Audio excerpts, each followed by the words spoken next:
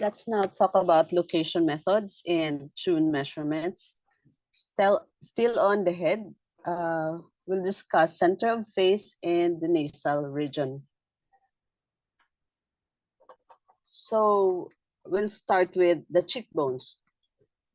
Both the maxilla and the zygoma form the cheekbones below the eyes. Important anatomical landmarks are the infraorbital foramen, the lower border of the zygoma, and the zygomatic arch of the temporal bone.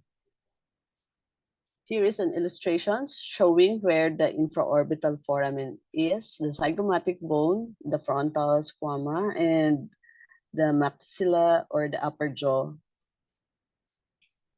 Okay. The infraorbital foramen.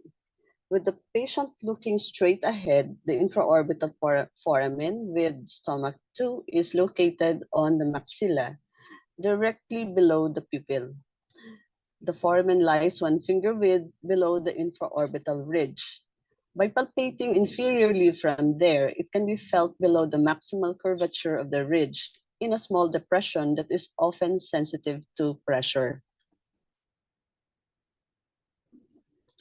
Next, we have the zygoma. The bony structures below the lateral orbit are formed by the zygoma. Point SI18 is located directly below the outer canthus of the eye at the lower border of the zygoma, at the junction of the zygoma and the maxilla on the anterior border of the masseter nasal, which is in the lower face and chin. Next, we have the zygomatic arch. On the lateral aspect of the face, the temporal process of the zygoma articulates with the zygomatic process of the temporal bone to form the zygomatic arch. This is approximately horizontal bony structure which can be palpated laterally to the ear.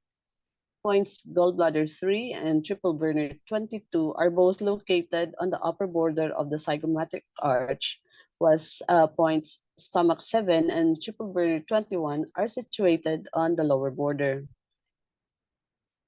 Here again is an illustration showing where the zygomatic arch, the mandibular angle, the occipital bone, the temporal bone, and the points GB3, triple burner 22, 23, and stomach 7. Okay. Next, we have the temporomandibular joint or the TMJ. The temporal mandibular joint is located inferior to the zygomatic arch and anterior to the tragus of the ear. Its movement can easily be palpated by gently opening and closing the mouth. Stomach 7 is located in a depression anterior to the joint and directly inferior to the zygomatic arch. This depression is situated in the mandibular incisure, which is formed by the coronoid and condylar process of the mandible. By opening the mouth and the palpating finger resting on stomach 7 is lifted out of the depression by the condyloid process sliding anteriorly. Okay. Here again is another illustrations showing the mandibular incisure, the mandibular head, the articular disc, the external acoustic meatus, the condyloid process, and the ramus of the mandible and the coronoid process. Here again, the mandibular head, where the articular disc, this is another angle. External acoustic meatus, the articular capsule, and the ramus of the mandible. Okay. Next, we have here the nasolabial groove.